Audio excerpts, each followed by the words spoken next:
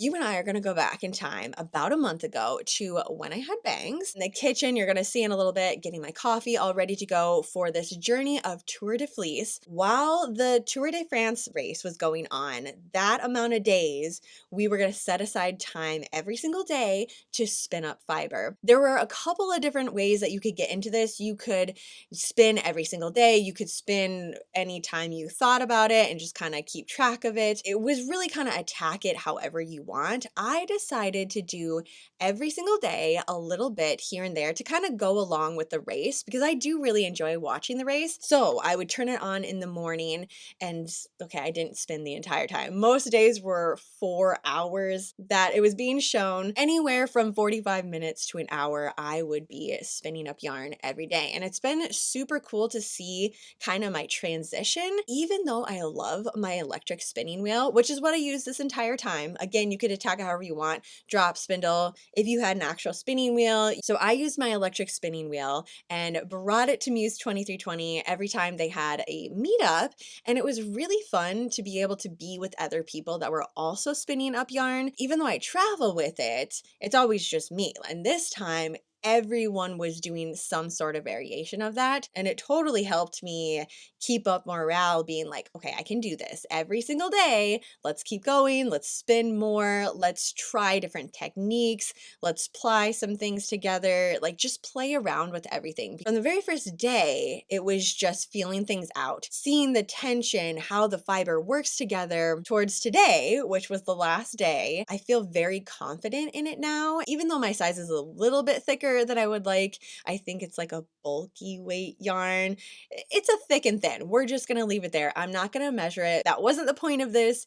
It was just, hey, spin some yarn. Like I said, we're gonna go back to the very beginning. I am gonna show you my setup for my spinning wheel and then kind of the entire transition of the Tour de Fleece. I was looking on Black Craft Cult's site just to see if they had any sales going on. I wanted to try to get some of their joggers for just like my summer running season. I like them, especially when I go in the morning, like it's still kind of chilly and I want that. And they're just really cozy and I like the fit of them. Then I got distracted because I forgot that they have a separate site, which is their coffee site. And I hadn't checked that out in a while. They had some good stuff over there, including pumpkin spice coffee. And it's whole beans too.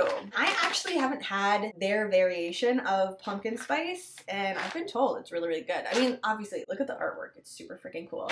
This is a medium to dark roast. I just got a couple of these, which is the Ghost Inside full force blend of dark coffee.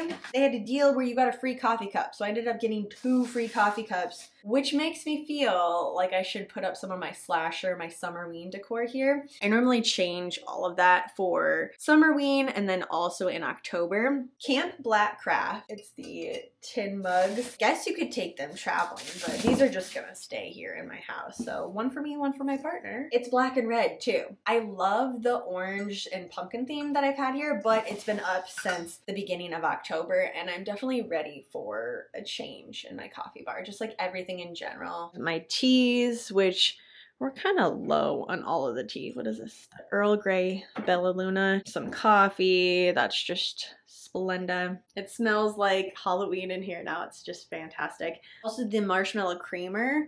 That goes really well, especially with the Camp Slasher. So this whole setup is going to be totally new to me today. When I went to Shepherd's Harvest, I got this box from the Yarn Adventure Truck, which goes onto this tripod. And it just spins on right there, basically acting like a table for my spinning wheel. Normally how I spin yarn, it's just been on the floor and then I raise it to a point, like just like stack a couple of boxes or something. I had a tiny stool that I would put it onto. Try to be as comfortable as possible. But this, if it works, which I don't know why it's not going to, is going to be the best way to go about it because I can be in my rocking chair in my movie room at an angle, which I can actually enjoy the movie and the spinning experience. So I have my bobbin here. It's been a while since I've spun yarn. Spinning wheel, I did charge this up, so I don't think I'm gonna have to plug it in right now. The battery goes for a pretty long time. So this whole thing, like there's a battery right in here for when I want to travel with it. The cord's going this way.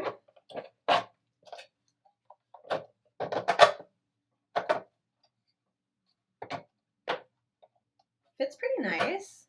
Don't feel like it's gonna go anywhere. This just needs to get locked a little bit better. That is really high. I don't want it that high. It has these little protectors. So they're like metal parts and there's little pieces of plastic on it. I am still super new to spinning. So just so you and I are on the same page here, I am just learning to use this again. Like every time I sit down, I learn something new and it's been a while. We're just gonna have fun with the day. This part comes off at the bobbin. Little metal part goes on the back here. This part goes in here. Slide down. Okay.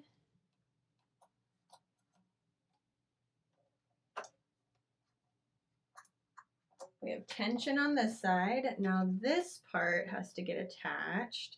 And this one I have to do manually. So you have to like crank over here. And I'm gonna just keep playing with this as I go. This just kind of takes me a second getting into it, so I'll probably just play around with this tension. Goes on this side. I have a little metal part. One of my favorite features of this is that there's magnets on both sides of this machine. If ever I were to lose them, I would order more. That's how convenient these are. Because I have to pull this strand of yarn all the way through the inside here to the outside. And it would just, I mean, like I could do it, but this is much more convenient. Little pedal. I'm just going to put that on my lap here, I think. And the speed is like crazy high, so we'll turn that down. Oh yeah, it's on 3. I normally start at 2 and then kind of work my way. If I want to go a little bit faster, really when it comes to spinning yarn for me, if the speed is like crazy, crazy fast, I end up losing it. Frustrated because there's just tiny little bits that keep breaking off and I have to go back and start it. So let's try this one again. Actually, we're going to put you over here. Yeah. Okay, perfect. Even though both of these are the same color, I am still going to put it on the blending board. It just, especially since I'm so new to this, I like having everything kind of going the same direction and it's a little bit easier for me to get going. So we're just going to paint on this for a little bit. I'm actually going to put a movie on. If there was more variety of color between the two that I was using, this would be a little bit more important, but this is just to get the fibers all to lay in the same direction. Also, I kind of work with it a little bit more, so it's just not as tough from pulling directly from the braid. I don't know why when I first got it, I thought it was going to be loud. I mean, because you hear electric spinning wheel, you think, okay, it's going to make some noise. Not really. It's very almost meditative. I could probably go a little bit faster, but we're just going to enjoy the process right now. Maybe need a little more tension. I'm going to try to aim for a DK weight.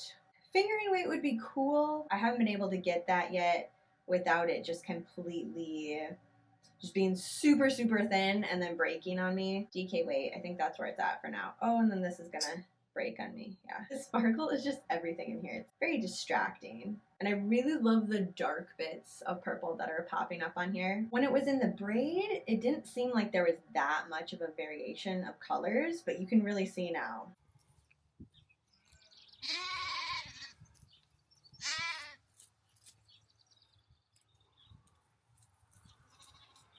To my words. Hear my words, I love you.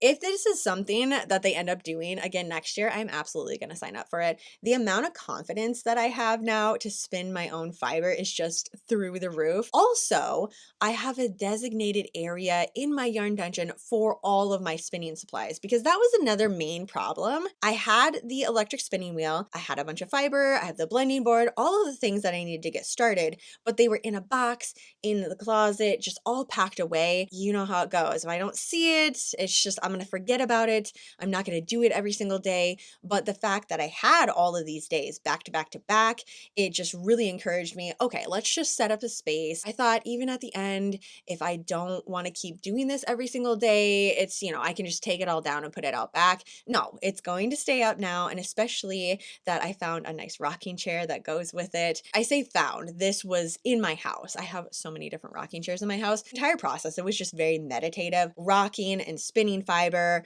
watching movies, listening to audiobooks. Like it was just, I enjoyed every single moment of it. I also found the type of blend that I like when it comes to fiber. Get Ben's Farm just has really easy to work with fiber. She does a fantastic job of putting together this combination that is just, it's like cotton candy when you work with it. It just flows.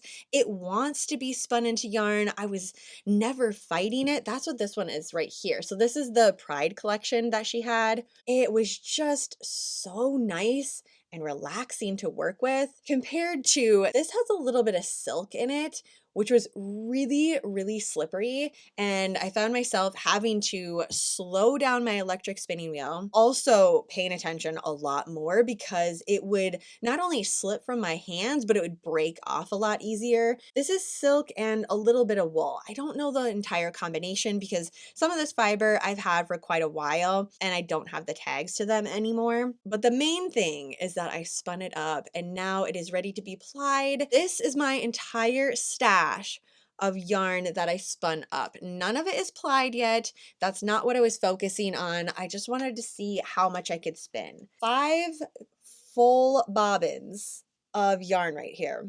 I didn't have any sort of goals or expectations set out for the amount of yarn that I wanted to spin. All I wanted to do was every single day spin a little bit and just get into that repetition of spinning yarn. You just be comfortable with my electric spinning wheel, which I think check and check. I did all the things that I wanted to do from this. So for me, this was a total success. Before I let you go, we need to figure out what we are watching tonight for the 100 Nights of Halloween.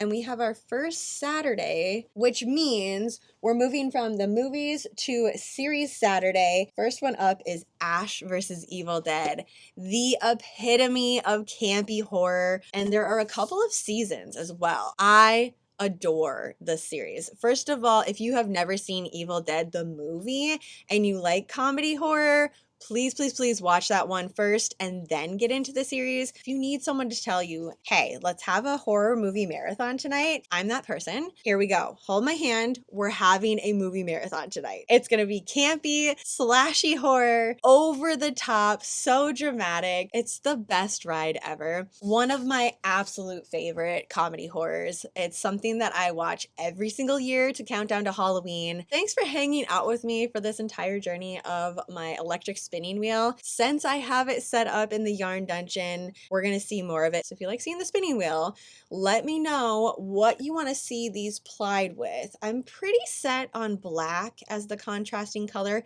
but I can be convinced otherwise. So here's the 3 combinations that we have to work with. What do you think would be the best one? Let me know in the comments below. For right now, that is it. So have a super spooky rest of your night, and I will see you in my next video.